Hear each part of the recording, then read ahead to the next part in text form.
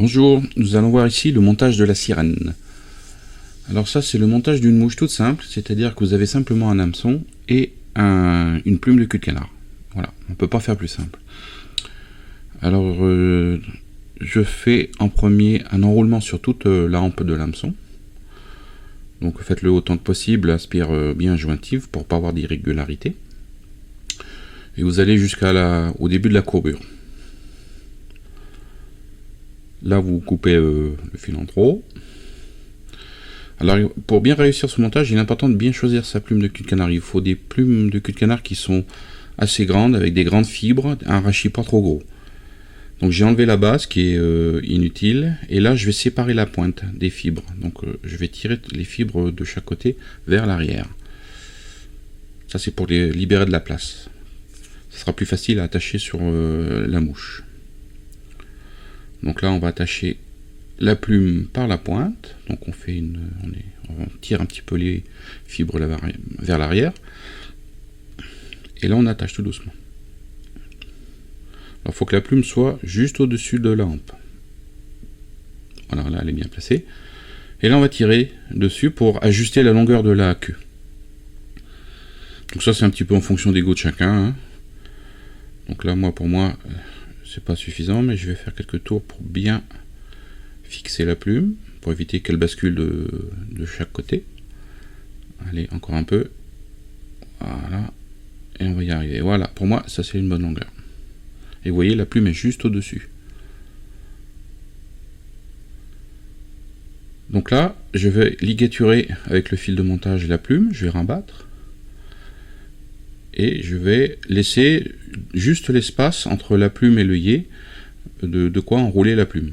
Faut pas que ça soit trop petit, sinon vous ferez qu'un ou deux tours.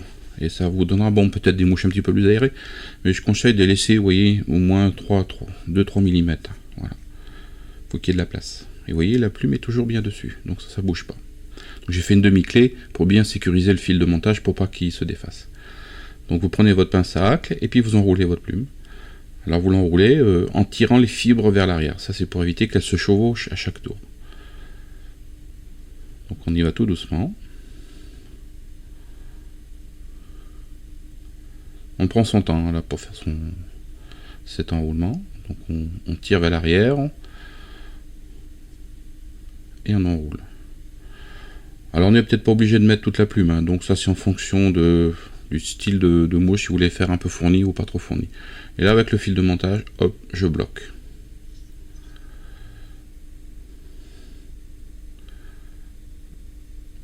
Et là je vais bien fixer le rachis de la plume, parce que à ce niveau là le rachis était assez épais, donc il faut faire des enroulements assez serrés pour que ça tienne bien. On coupe et vous faites la tête avec le fil de montage. Voilà. Donc je fais 2 demi-clés pour finaliser ma mouche. Voilà.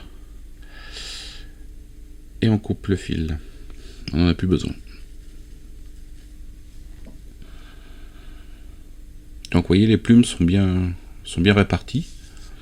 Alors là je vais tailler, donc je regroupe toutes les fibres de CDC en les remontant vers le haut, et je coupe à peu près de la même longueur que la queue. Voilà.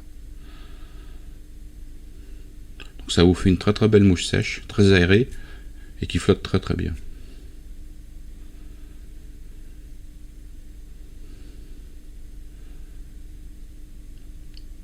Donc on peut varier les couleurs assez à votre choix. Et là je mets une toute petite goutte de cyanolite sur la tête. Comme ça votre montage ne se défera plus. On aère un tout petit peu. Et voilà, une mouche faite d'un hameçon et simplement d'une plume de cul de canard. À bientôt.